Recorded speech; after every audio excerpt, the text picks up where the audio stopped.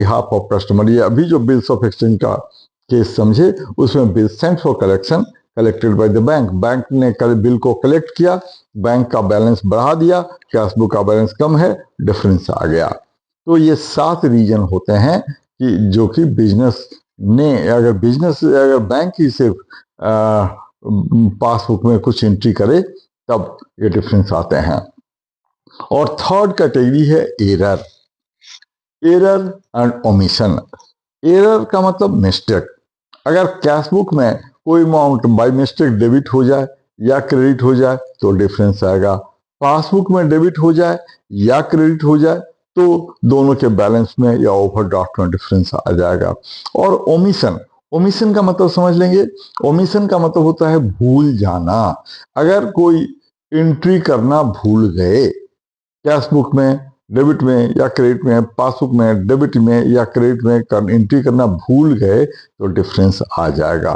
तो ये total 10 reasons हैं जो जनरली बैंक रिकंसिलिएशन स्टेटमेंट में इंटर किए जाते हैं। याद रखेंगे ये 10 रीजन, 3 टाइप के रीजन और टोटल 10 रीजन। अब जरा ये समझ लेंगे कि बैंक रिकंसिलिएशन स्टेटमेंट में अगर कैश बुक का डेबिट बैलेंस है तो वो पासबुक के क्रेडिट बैलेंस, कैशबुक का डेबिट बैलेंस, पासबुक का क्रेडिट बैलेंस या फेवरेबल बैलेंस या बैंक बैलेंस लिखा हो, इन चारों का मतलब सेम होता है। तो कैशबुक का क्रेडिट बैलेंस या पासबुक का डेबिट बैलेंस या अनफेवरेबल बैलेंस या बैंक ओवरड्राफ्ट, इन चारों का मतलब भी सेम होता है। अब मैं बैंक रिकंसिलिएशन स्टेटमेंट बनाने का तरीका सिखाता हूं। पहले मैं फॉर्मेट बता रहा हूं। ऊपर में ऑर्गेनाइजेशन का नाम लिख देंगे जिसकी बुक में बैंक रिकंसिलिएशन स्टेटमेंट बन रहा है।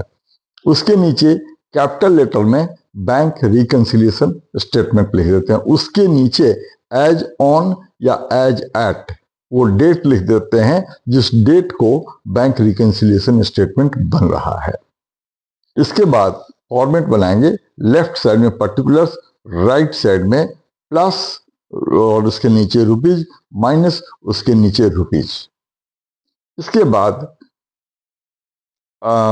लिखेंगे, अगर मैं चारों का एक बार में बता देता हूं, बुक में 4 तरीके से बताए हुए हैं, मैं चारों का एक बार समझा देता हूं, उसी तरीके से इसको बनाएंगे।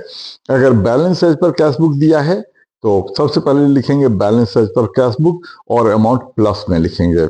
बैलेंस एज पर पासबुक लिखा है तब भी अमाउंट प्लस में लिखेंगे। Overdraft as per cash book लिखा है तो अमाउंट पासबुक माइनस में लिखेंगे। ओवरड्राफ्ट एज पर पासबुक लिखा है तब भी माइनस में लिखेंगे। अब मैं एक से समझा रहा हूं। अगर बैलेंस एज